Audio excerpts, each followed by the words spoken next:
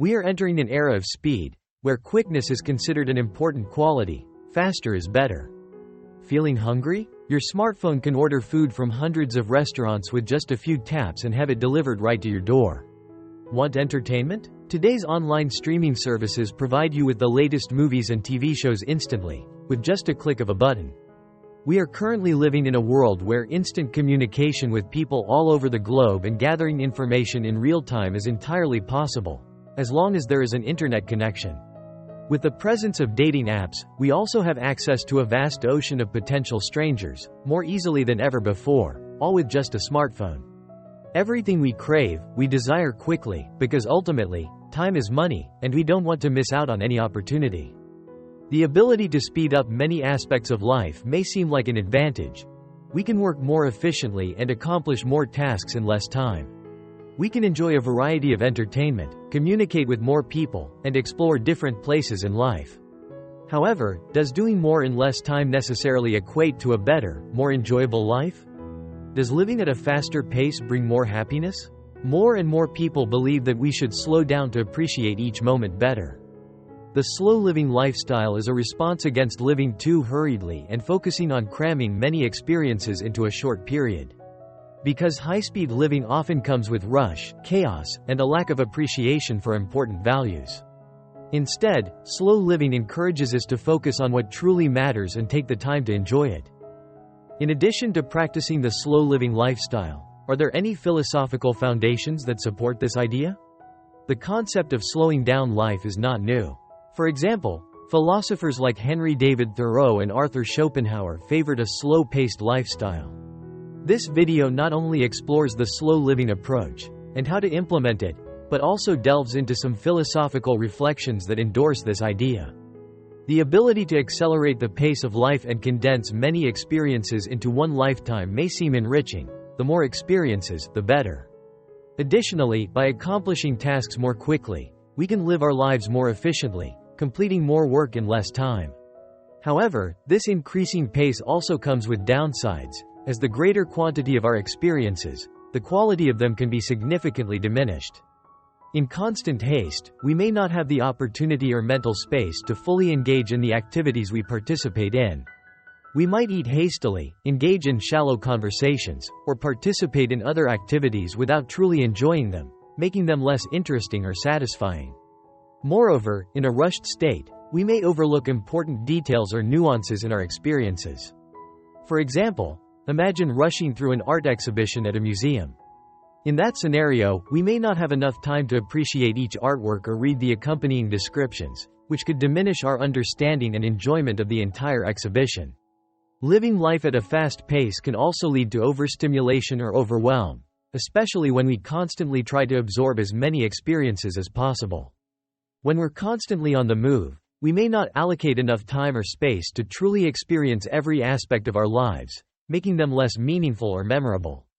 Therefore, even though it may feel like we've experienced a lot, in reality, we may have just skimmed through them and often not focused on them.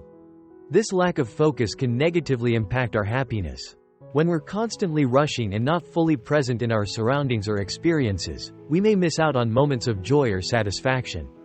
We might overlook the small things that can bring us happiness, such as spending time with loved ones, enjoying the beauty of a romantic sunset, savoring a delicious meal, or simply reminiscing about happy memories from the past.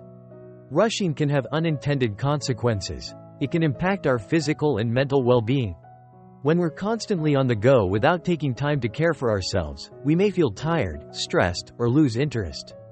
Additionally, we might become too focused on achieving goals or completing tasks, overlooking the things that bring us joy and satisfaction, often the small and easily attainable ones. In a society that encourages efficiency and haste, slowing down and pausing for a moment may seem counterintuitive. However, it can be the key to unlocking stress and chaos, helping us rediscover truly worthwhile moments, satisfaction, joy, and happiness. So, what did philosophers of the past have to say about living slowly and enjoying life more fully? Epicurus, an ancient Greek philosopher, advised us to live a simple life, enjoying happiness from small things, rather than pursuing unworthy pleasures. Epicurus's philosophy holds that the necessities for achieving happiness, such as simple food, a cozy home, and tranquility are readily available and easily accessible.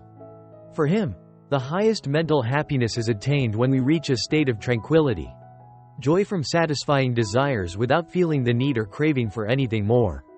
Meanwhile, the pleasure derived from motion is fleeting and temporary, akin to the enjoyment of engaging in entertainment activities, savoring cuisine, or engaging in sexual relations. Epicurus prioritized the pleasures of tranquility over those of excitement and emphasized the significance of living slowly. He underscored the importance of leading a purposeful and mindful life, where individuals can consciously choose their experiences.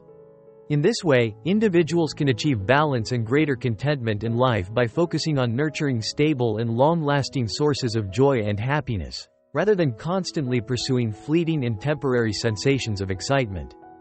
Finding joy in life becomes easier when we seek happiness from simple things.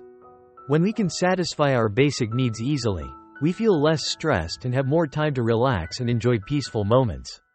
Therefore, engaging in a state of tranquil joy can be seen as the ultimate slow living, as it requires us to slow down and stop chasing, to appreciate the joys of the little things in life.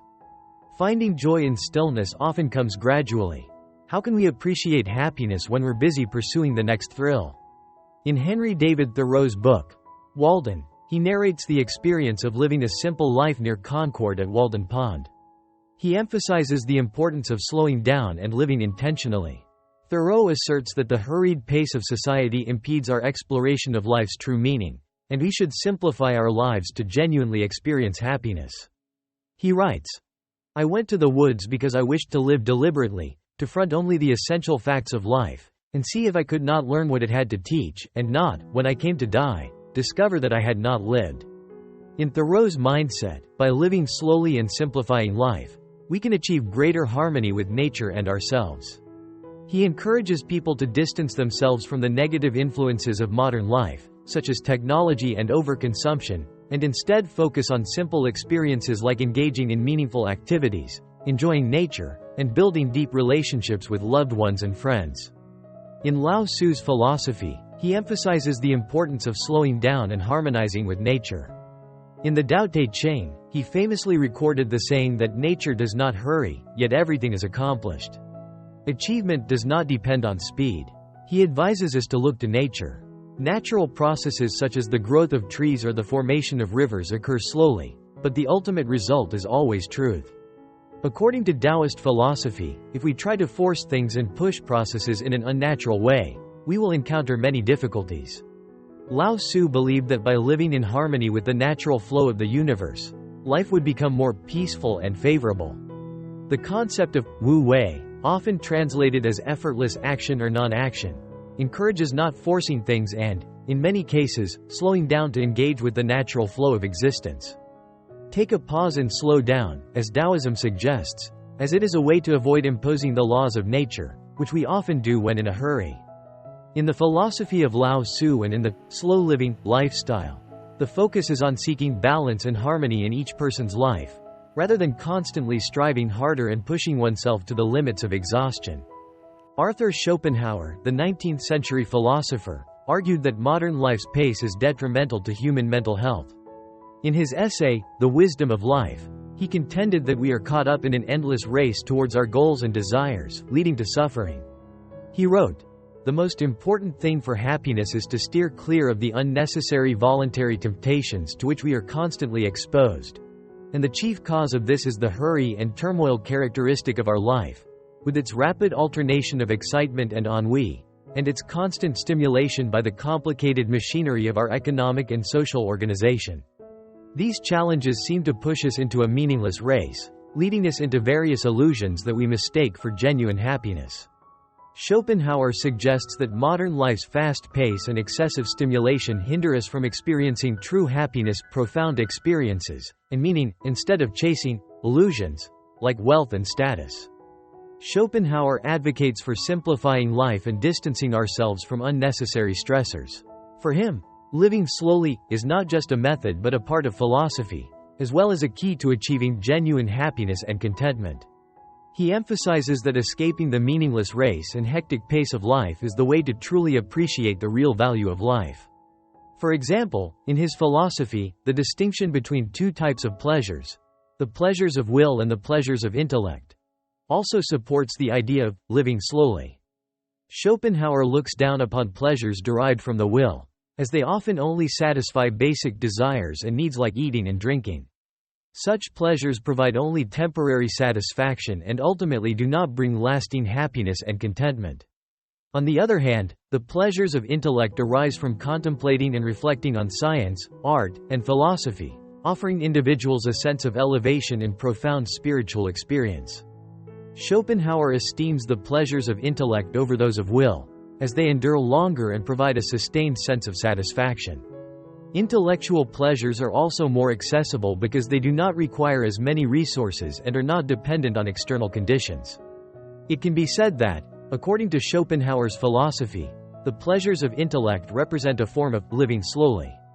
Marcus Aurelius, the Stoic philosopher and Roman emperor, imparted profound advice that we can apply when seeking peace of mind. He said, "If you are seeking tranquility, do less.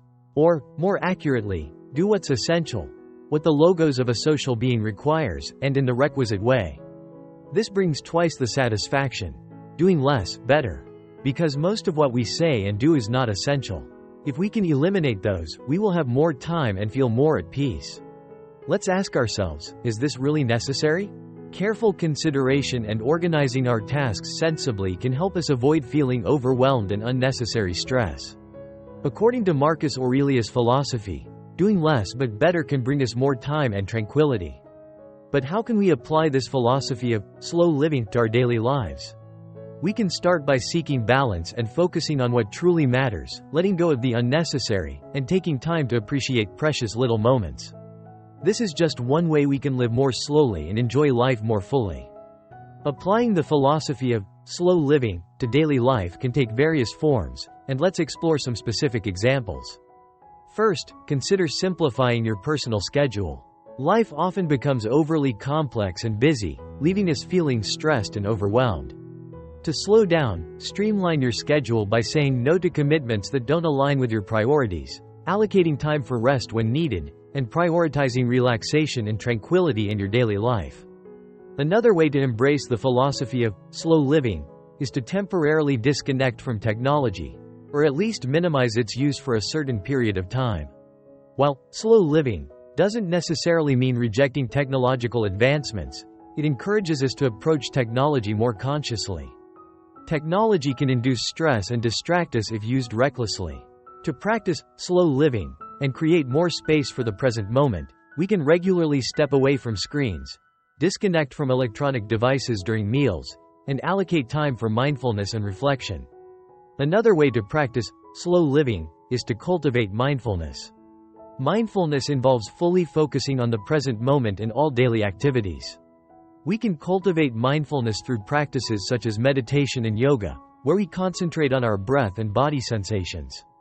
According to Taoist philosophy, connecting with nature is also a helpful means of slowing down, helping us feel more patient and peaceful.